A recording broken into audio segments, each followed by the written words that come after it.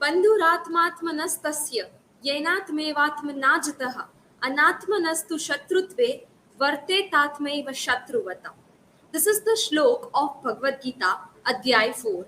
And Emerson also states the similar kind of thing in his lecture, that mind is the only reality of which man and all other nature are better or worse reflection. So good afternoon to everybody. I am Dhwani Rajyaguru, and today I am going to deal with influence of Indian philosophy on Ralph Waldo Emerson, who is the prominent transcendentalist. This is my personal information. And before going to the influence, let's have the glimpse of brief information of Ralph Waldo Emerson's life. He was born on May 15, 1803 in United States and died on 27 April 1882 in Manchester. He was American lecturer, poet, essayist, and the leading exponent of transcendentalism.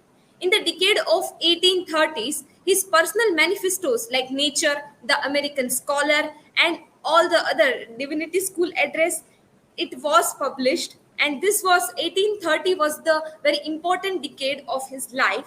He was also the spokesman of the other transcendentalist people, and he found the spiritual doubts. He also formulated many philosophies, and everything he brought afterward were extensional amplification and amendment of the ideas he affirmed with the nature. Now, what is transcendentalism? According to Rachel Goodman has noted, transcendentalism is an American literary, philosophical, and religion movement. It is of the 19th century movement centered around Ralph Waldo Emerson. The other important transcendentalists are Henry David Thoreau, Margaret Fuller, Lydia Maria Child, Amos Bronson Alcott, Frederick Henry Hedge, Elizabeth Peabody, and Theodore Parker. So these are other important transcendentalists, and they were working on the self. They were critics of their contemporary society for its unthinking conformity. So we can say in the Emerson's words that an original relation to the universe. They were working on this thing. The main thing was this. Now, how world's philosophies stimulated Emerson.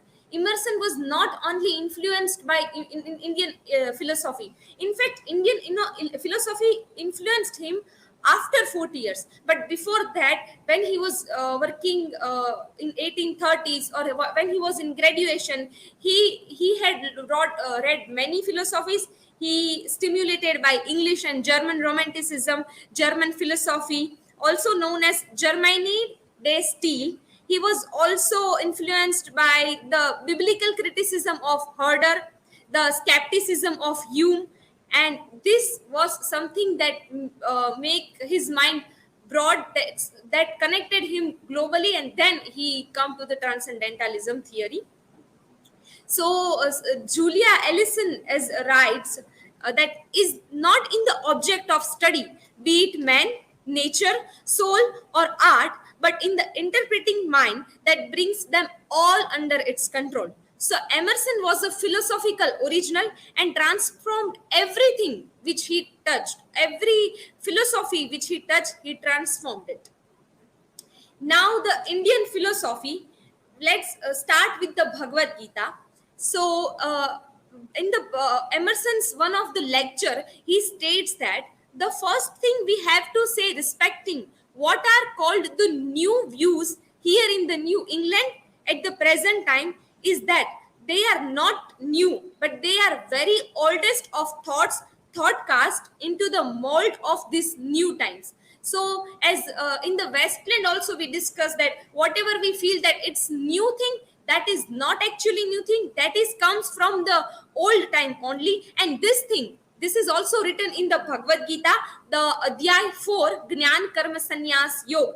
Imam vivasvate yogam proktavanaham avyayam vivasvan manave praha manurikshva kave bravit. That means in this Sri Krishna tells to Arjun that he gave this yogic knowledge to sun god Vivaswan, then through the Manu, and then it comes to the mankind. So already this is told by many of them, Vivaswan, Manu, and then mankind, and then it comes to us. So we see here that yogic knowledge of Bhagavad Gita is imperishable, and it is related to the great soul. It is related to the Emerson's lecture, that whatever we feel that new, that is new in the present time, that is very oldest of thoughts. This is another shloka, and the Adhyay 4's first to third, these shlokas are only focusing this thing.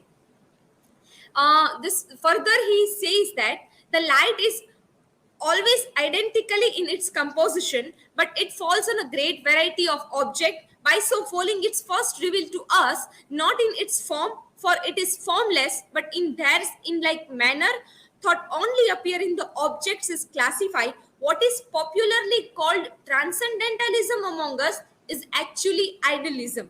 So we see, we as connect to this Bhagavad Gita, that jati dharma, swadharma, with this all are the classifications, but what is below that, what is above that, what is above that is self reliance, self reflection, and the own thought, own nature, own work. So this comes from the Gita.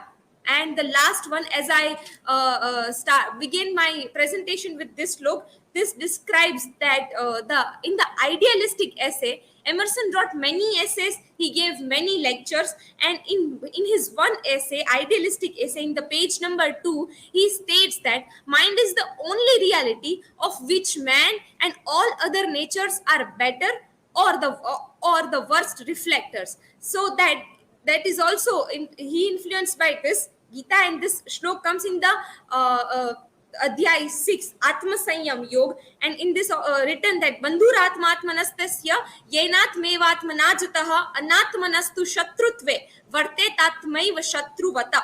And that means that a person's mind is his own, can be his own friend or can be his own enemy. So the thing is how person controls his mind, that is important.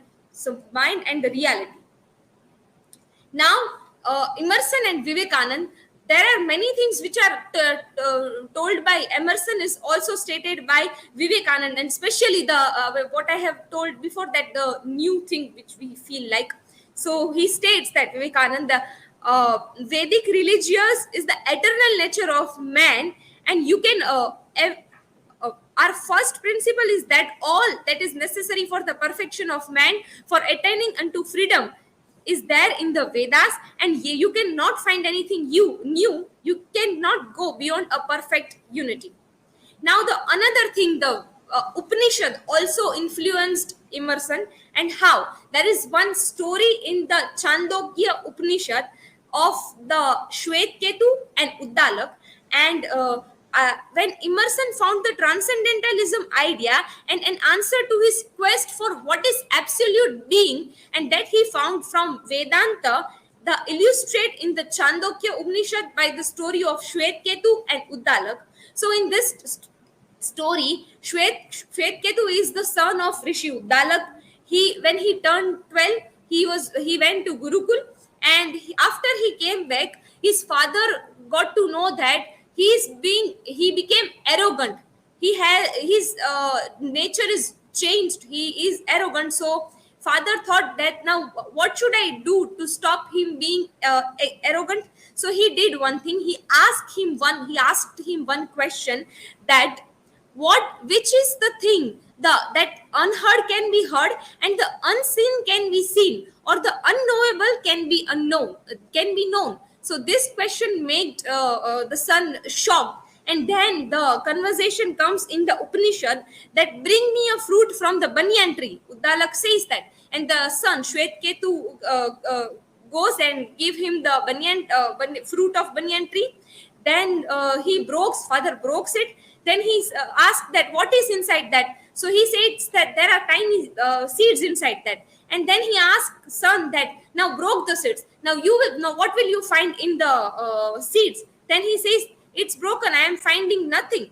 So then he come to the point that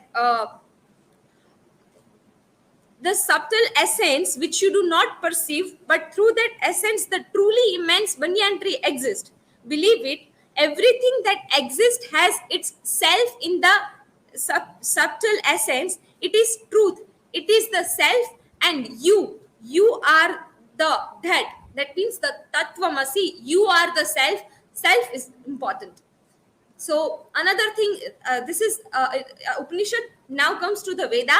Veda also influenced him, and as and once and that after that he after reading Veda and Upanishad, he Emerson tells that blessed is the day when the youth discovered that within and above are synonyms. So the self reflection is comes to the Emerson from the, we can say that, Indian philosophy from a little bit.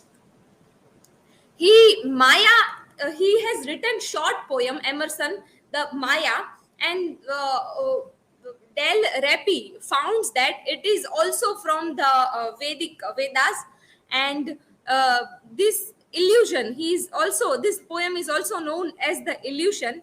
So in this, Emerson's own understanding of Maya is seen here, that illusion works impenetrable, waving webs innumerable. Her gay pictures never fall. Charmer who will believed by men who thirst to be deceived. Illusions like the tints of pearl, or changing colors of the sky, or ribbons of a dancing girl that meant her beauty to the eye. Now, this means the first illusion that is put upon is the in the world is amusing mislanky of colors, forms, and properties. Our education is through the surface and particulars. We won't go into the deep, and that's why sometimes we don't know us, we don't know the things how they are. As infants are occupied wholly with the surface differences, so attitudes of adult remain in the infant or animal's state and never see or know more. So this Ved, Upanishad, Gita, these are the I have taken these things from the Indian philosophy which influenced him. So in the conclusion, we can say that Emerson was deeply influenced by Indian thoughts and also with the global philosophies, and that cannot be doubted. Furthermore, it must be said that his writing would have been very, very different if he had not known it. Not only American scholars, but Indian critics and worldwide scholars also have been aware of that. So these are my references. Thank you.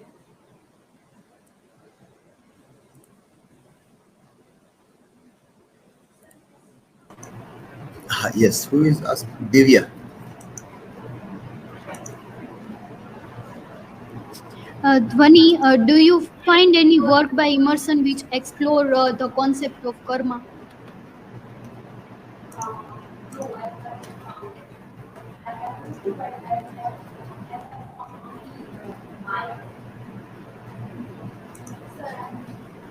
Okay. No, I haven't found actually. I have been through, but I have only seen the Maya. Yeah. Who is next? Divya. So, as you mentioned, second slok from Bhagavad Gita. So, how that slok is connected with the theory of transcendentalism, or how the slok is inspired to Raleigh University. So when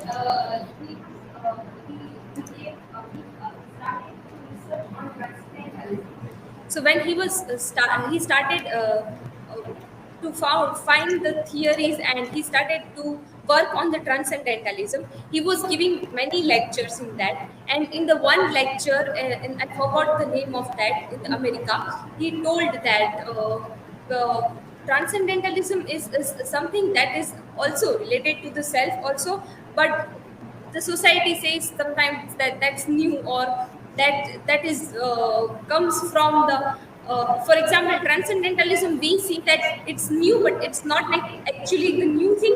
It is already there, but he gives the new vision of the romanticism and transcendentalism are very similar things, but he gives a small line is there, and he find that line, and then he gives the whole new theory on the transcendentalism. So whatever we feel that that is new, that's not actually the new, but that comes from the history or ancient time only.